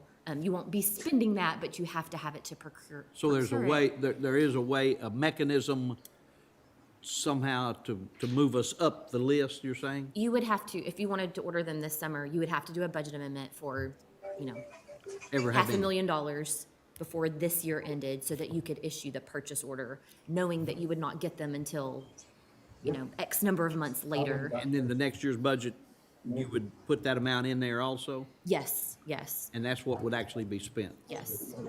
So when you do the budget amendment in this year, you're saying, we're doing a budget amendment, we could get them tomorrow for all we know, but to procure it, you have to have the budget there to get that PO issued. Okay. And we may, and just so you know, David and you guys, I don't envy your position because you live in those vehicles. But I would be open to some outside the box thinking on how do we reposition ourselves, Jim, similar to what you're talking about, how do we reposition Absolutely. ourselves in that? So we'll No, continue that discussion then. Yeah, and Kevin Ferguson, our lieutenant that's over our fleet, would like to just address the court on this issue as well, just briefly. All right, go Good right morning, ahead. Commissioner. Good morning. Good morning, Commissioners, Judge. Just to let you know, as soon as our budget was approved this last go around, I had 2 weeks before the order bank was closed for Chevy vehicles. So that gave me 2 weeks to hurry up and get everything in line to the dealership to lock in our vehicles. Just wanted to make you all aware that was the time crunch that I was under this year. So And that 2 weeks window you had, Lieutenant, did that pretty much put you at the bottom of the list? Yes, sir. It put us there at the bottom.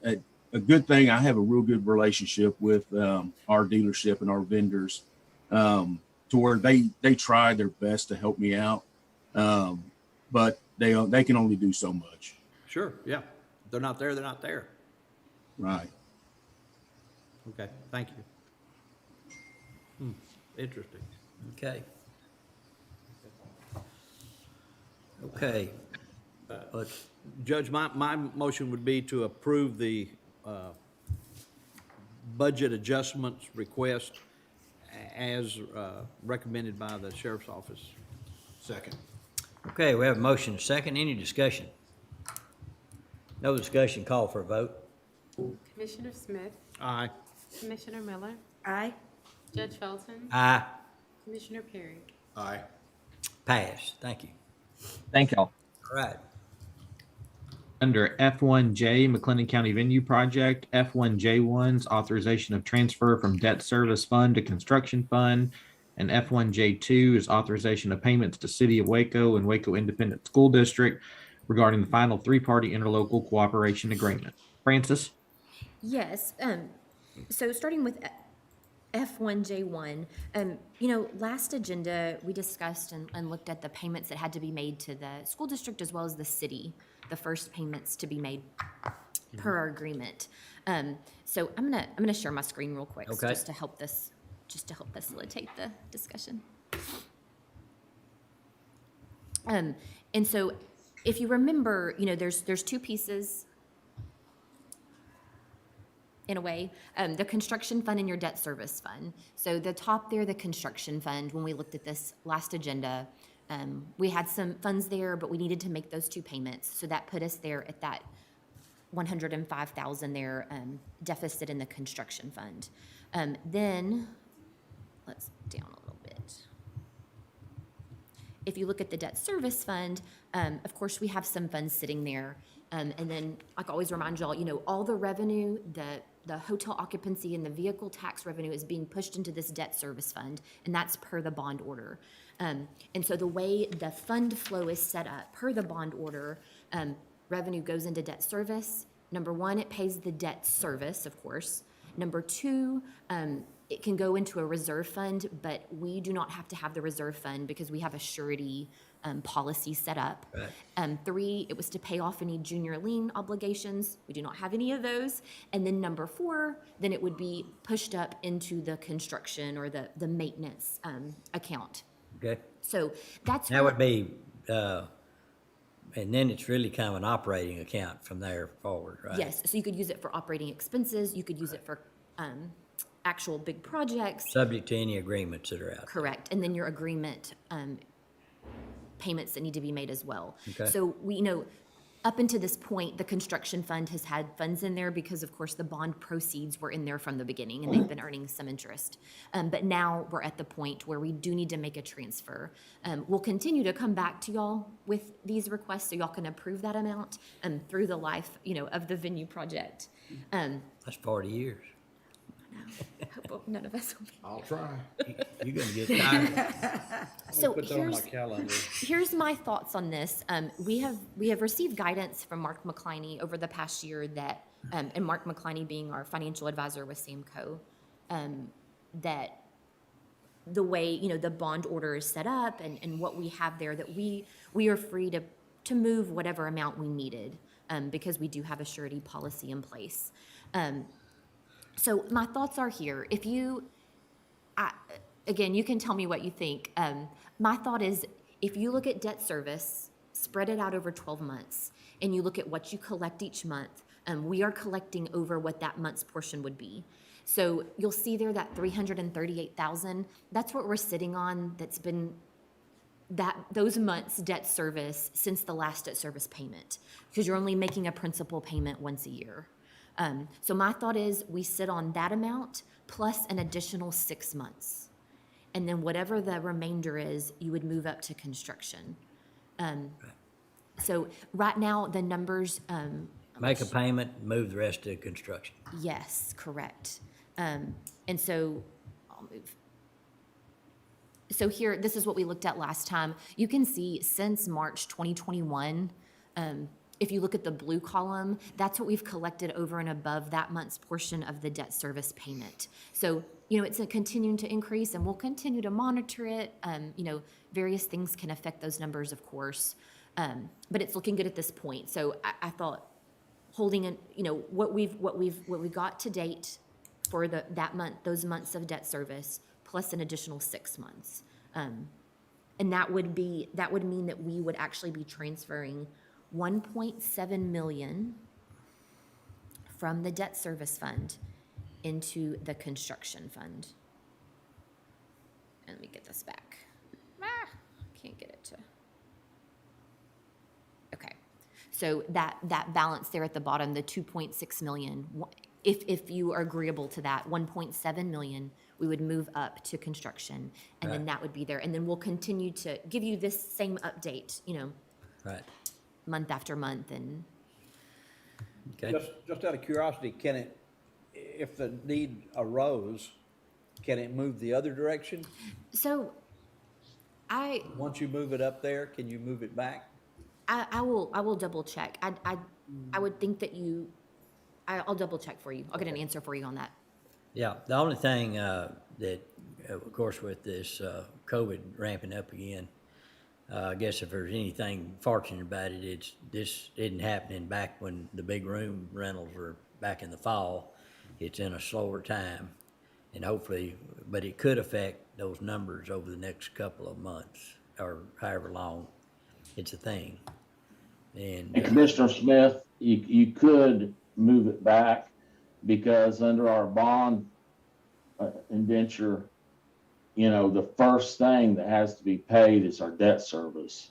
So if there wasn't, you know, if we were having problems and needed money to make debt service, then it would be moved. Okay. Thank you. A quick question, for instance, on that 338,000, Yes, okay, is that acquired over from September to December? so that September date, let's think about this. So we made our last, that September date needs to be taken out of there. It makes it a little bit confusing. But, so if you, our annual debt service, principal and interest is roughly 1.9 million a year. So if you divide that by 12, you get about 156,000. So I guess so since we made our last principal payment okay, in June, okay. this is the money that we're sitting on up to a certain point that we need to hold out for payments going forward. Okay. And that number Oh, okay, will, so that that's number not- will accumulate. It will. grow Just each kind of like we're month. like sticking Okay, it away that- each month. That's not money collected, that's the two payments added Yes, together. yes, Oh, yes, okay, yes. I was thinking that was how much was collected in debt service over a length of time, but I was reading it wrong. Okay. Yes, ma'am. And so I'll go back to the sheet real quick. So this one is where you can see each month, like just look at the bottom row. So November, hotel occupancy, we collected 283,000, vehicle rental, 42,000, for a total of 325,000 Okay. in the green. And then if you looked at that month's portion of the debt service, 156,000, that shows that we collected more than we needed that month. So each month, that 156, we're saying, we're definitely gonna hold that there, plus an additional 6 months. I got you. Again, y'all, you know, if you're not agreeable with that, just let me know. That was just my thought. No, I agree now that I understand. Yeah. Okay. well, I do agree there needs to be a reserve. And I because we think could so, have, too. we know what can happen. We've Yes. seen it. And, you know, even if you wanted to go up to a year's worth of reserve until the next year, you know, Yeah. I'm okay with 6. but- Would that leave it though with enough to make the two payments to the stakeholders if we went up to a year? You're talking about, when you say stakeholders, you're meaning City and the city and, County, the city and the school district. What did his? if we went and held the reserve for a year, would that leave us enough money to make payments to the stakeholders? Oh, okay. so let's look at that portion of it real quick. This thing is crazy. This is a summary of those amounts that he's referencing. So city at the top, total of 3.75 million. We paid the 70,000, that's highlighted in yellow. We've already made that 500,000 now, I just haven't highlighted it yet. So we'll still need to pay 3.18 million starting February 1st, 2023 and going forward. And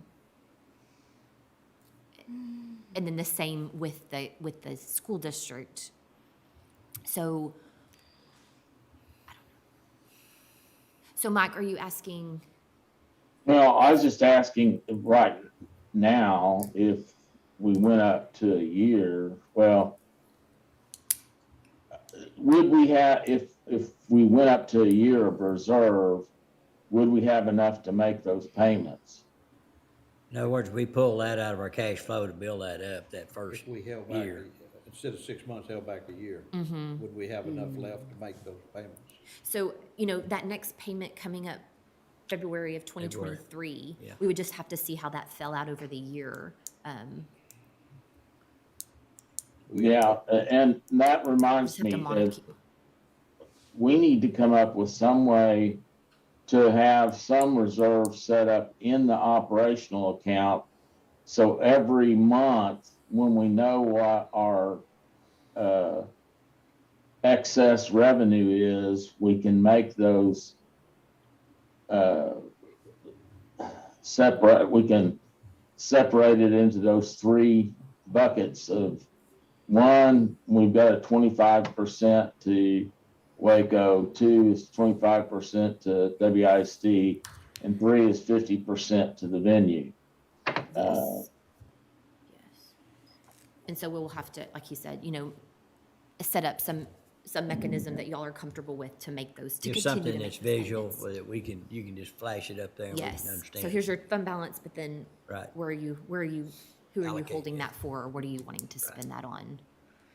Going back to the 6-month discussion, at least for now, if you go back when things were really bad, we were above 50% of what our normal revenue would be. So I think we'd be safe at 6 months. But we can say, let's start out talking about that, and the court can discuss it and make a change to Definitely. a larger or a larger reserve. Yes. Is what Mike's point is can we cash flow it to build that reserve and still meet our obligations? And so I got you. it'd make it tougher that first year, or so until you built it up, and then after that you're home free and you have a tremendous amount of security there backing it up. So in the event that our debt service coverage ratio drops below 1, so Yes, sir. I'm comfortable with the 6 months okay. myself. I just don't see us getting back to where we were with regards to Right. hotel I don't either. related issues, because we're learning to live in this. Yeah, And so I don't think we're gonna see near what we saw in the initial. yeah, I agree. And like the judge said, you can revisit those thoughts, because every time that we're going to make a transfer between those two funds, I want y'all I want that to be an action, of course, and y'all to approve those amounts. So each time you can revisit, hey, here's what it looks like. Here's what 6 months looks like. Here's what the funds look like. And you can Right. determine each time. Okay. Okay, any other questions or comments? I think the action would be just, if you want to go ahead and approve the 1.7 million transfer from the debt service into construction. Okay, any questions about that? What's the pleasure of the court? Move to approve recommendation. Second? Motion made and second. Any other discussion? No other discussion, call for a vote. Commissioner Smith, Aye. Commissioner Miller, Aye. Judge Felton, Aye, Commissioner Perry. Aye. pass. All right, next would be to make those payments. Motion to approve the payments to the city of Waco and Waco ISD. Second? Motion made and second. Any other discussion? No other discussion, call for a vote. Commissioner Smith, Aye. Commissioner Miller, Aye. Judge Felton, Aye, Commissioner Perry. Aye. pass. Okay, Dustin, thank you. Under item G, bids, RFPs, and RFQs, G1 is authorization of recommendation for bid 21-019 inmate personal items. Ken? Yes, sir. We received 4 responses to this solicitation. We received a bid from ICS Supplies in the amount of $148,653.83. We received a bid from Victory Supply, Utah, for a total of $149,858.29. We received a bid from Bob Barker Company that was a partial bid in the amount of $90,441.80. We received a bid from Charmtex, and it was a partial bid in the amount of $127,701.96. We recommend to the Commissioners Court, we grant the award for the inmate personal items to ICS Jail Supplies, Inc., as ICS submitted the lowest complete bid. And we have a statement here. ICS also agreed for other government entities outside of McLennan County to utilize our contract. Good. Okay. Any questions for Ken? What's pleasure, court? Make a motion to approve the recommendation from our purchasing director. Second. Motion made, second, any other discussion? No other discussion, call for a vote. Commissioner Smith, Aye. Commissioner Miller, Aye. Judge Felton, Aye, Commissioner Perry. Aye. pass. Under item H, contracts, interlocal agreements, H1 is authorization of agreements with Extraco banks. H1A is regarding the ATM lease agreement. This was deferred last court session. The court had asked about having an escalator clause in the contract. And so we worked with Chris Kincaid at the bank. Extraco is agreeing to pay the county $400 a month for this ATM location, and that fee shall escalate by 5% at the start of each lease year following that first lease year. Term of the agreement is through January 1, 2027, with 2 optional 2-year renewals. And then also, Judge, in conjunction with that is H1Bs regarding the sign lease agreement. Court had asked about approaching Extraco about paying an amount for that sign. They've agreed to pay $250 a month for that sign. And it also has a 5% escalation clause in it. And that term of the lease agreement for the sign matches that of the ATM lease. Okay, any questions anyone have? All right, Motion to approve H1A and H1B. Second. there's a motion and a second, any other discussion? No other discussion, call for a vote. Commissioner Smith, Aye. Commissioner Miller, Aye. Judge Felton, Aye, Commissioner Perry. Aye. pass. H2 is regarding the Heart of Texas Council of Government Solid Waste Interlocal Agreement contract authorization of additional funding for community collection events for Road and Bridge precincts 1 through 3. Francis? Yes, sir.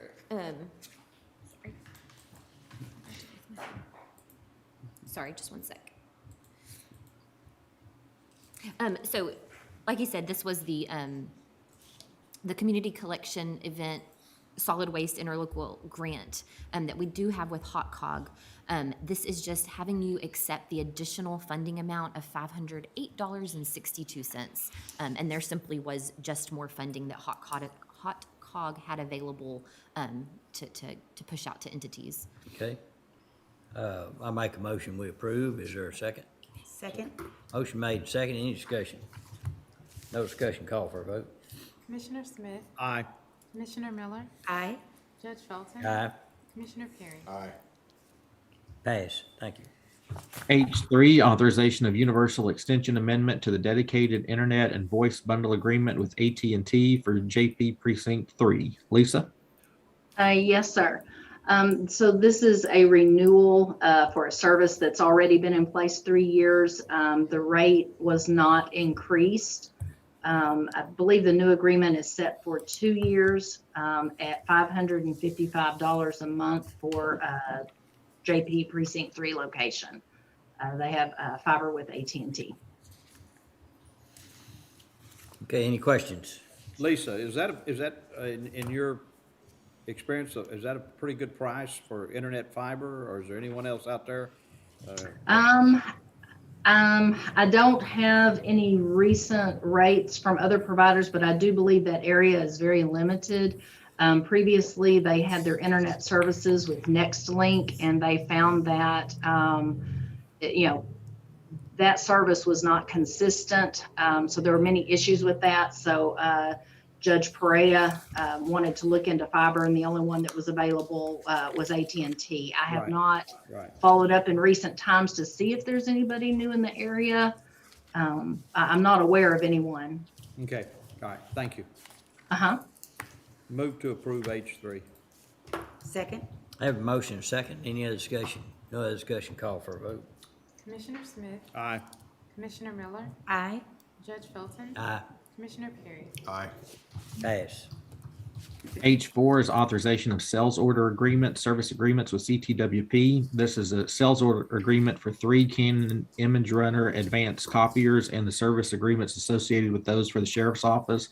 One's for Highway 6 Jail Medical, and then 2 are for Jack Harwell Detention Center. The annual cost for maintenance is $480 per machine, and I believe David is on in case there's any questions.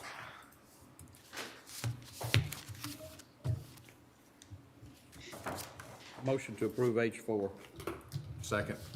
Have a motion and a second. Any other discussion? No other discussion, call for a vote. Commissioner Smith, Aye. Commissioner Miller, Aye. Judge Felton, Aye.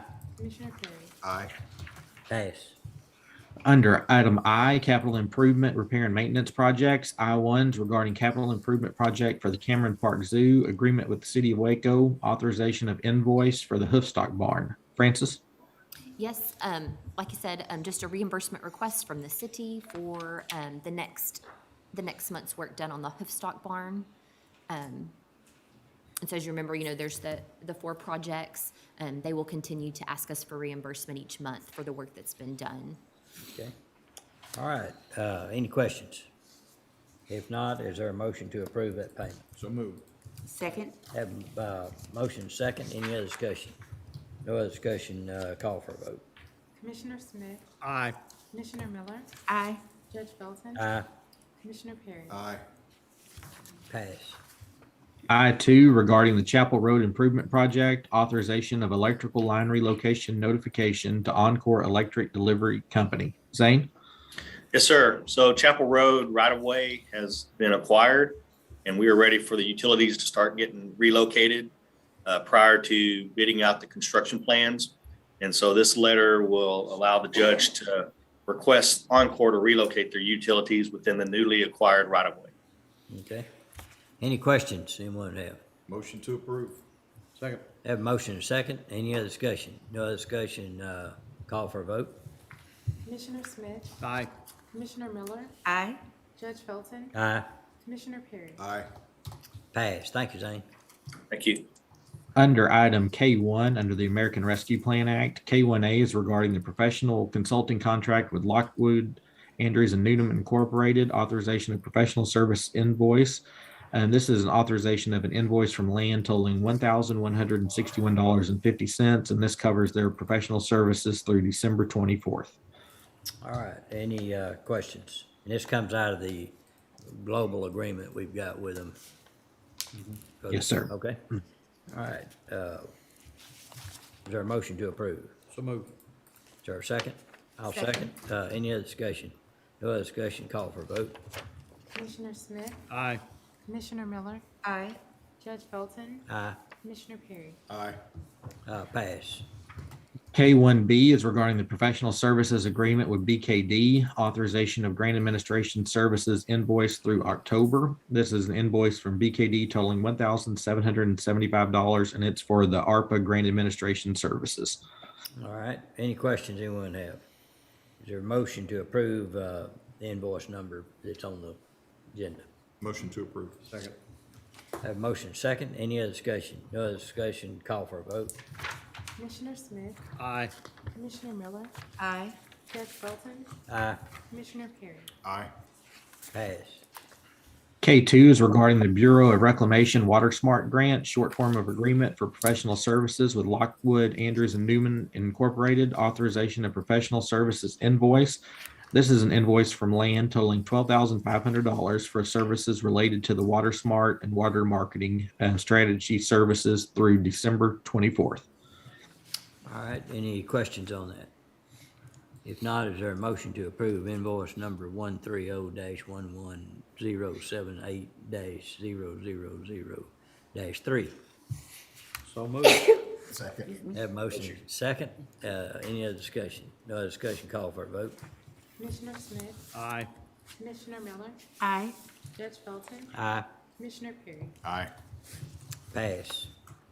Under item K4 regarding U.S. Department of Treasury Emergency Rental Assistance Programs, K4A is recording of Economic Opportunities Advancement Corporation reports. Francis, do we need to defer this time? Yes. All right, is there a motion to defer? So moved. Second. Have a motion second. Any other discussion? No other discussion, call for a vote. Commissioner Smith, Aye.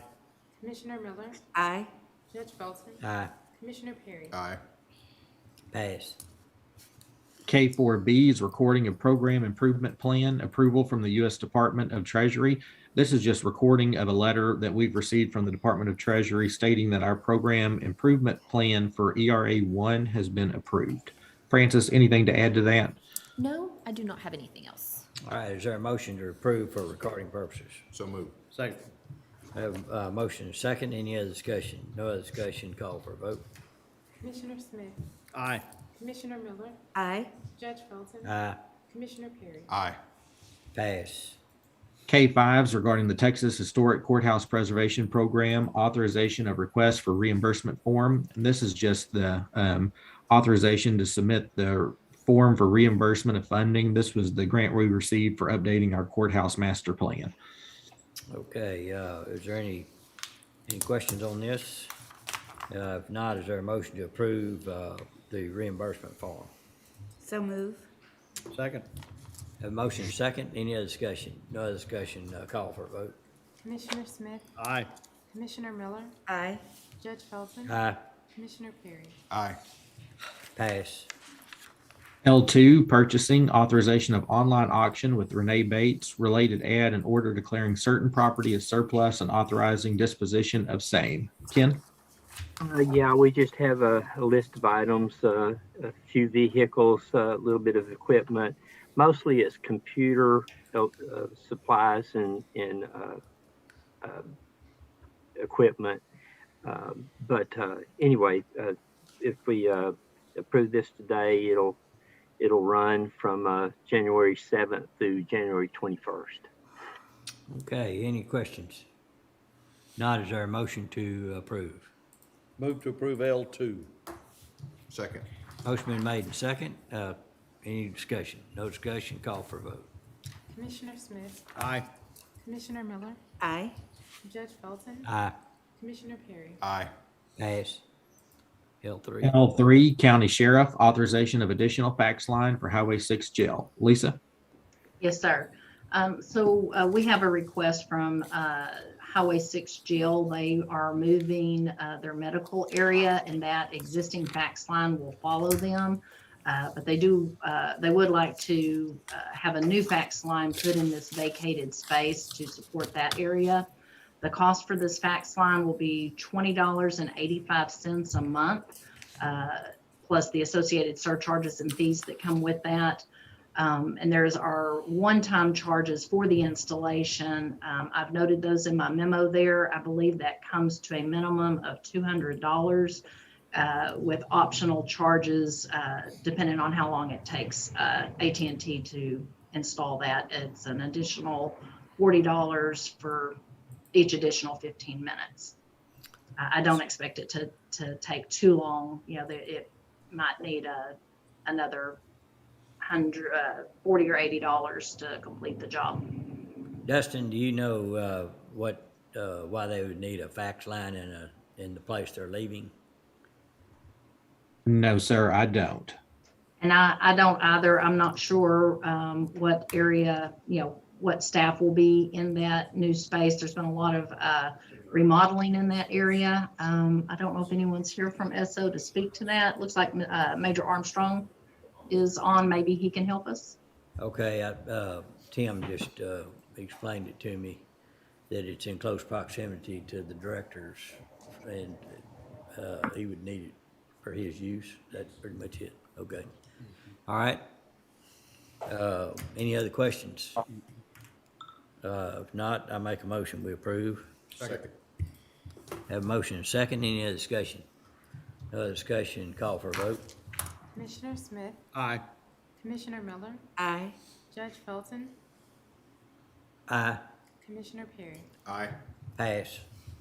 Okay, Under item L4, Heart of Texas Fair Extraco Event Center, L4A is authorization of reimbursement for pay applications regarding capital improvement project. Twice earlier this year, we've approved capital improvement projects for the fair that come out of the $100,000 that the court allocates for it.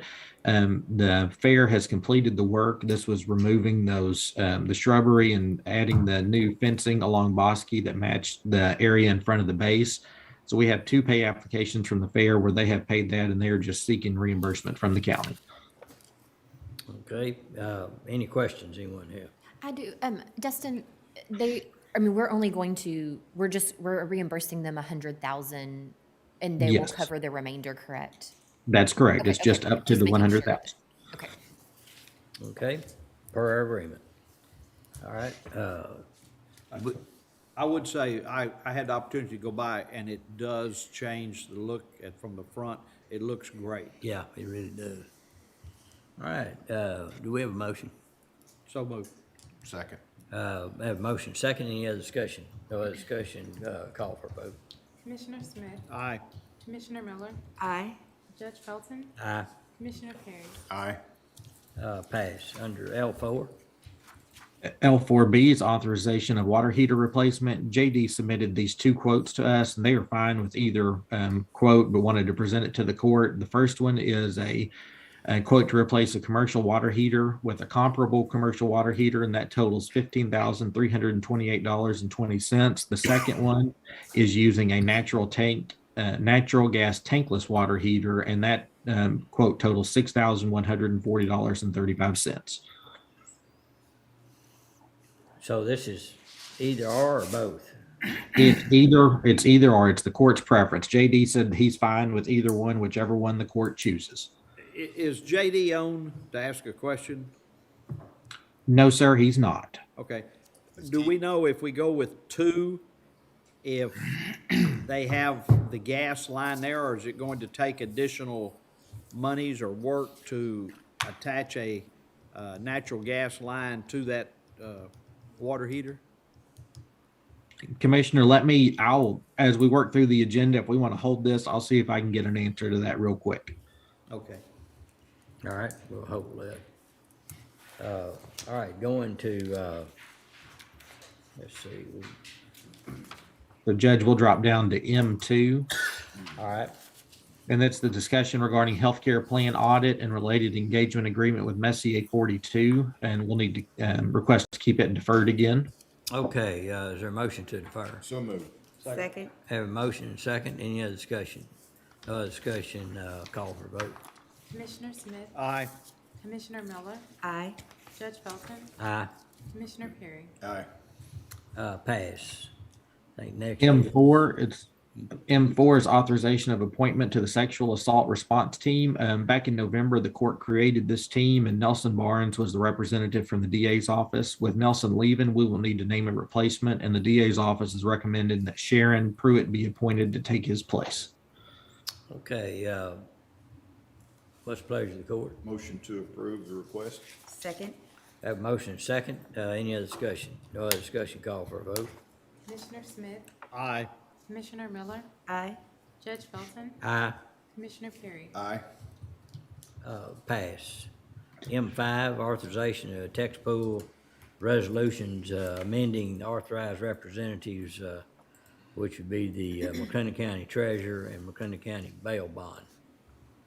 We want the Treasurer's Office would like to add James Nemick as an authorized representative of the text pool account for both the Treasurer's Office and Bail Bond.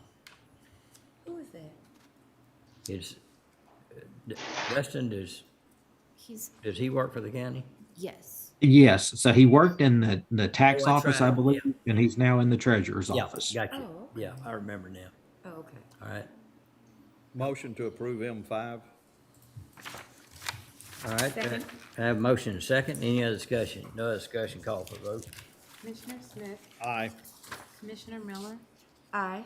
Judge Felton, Aye, Commissioner Perry. Aye. pass. And then Judge sorry.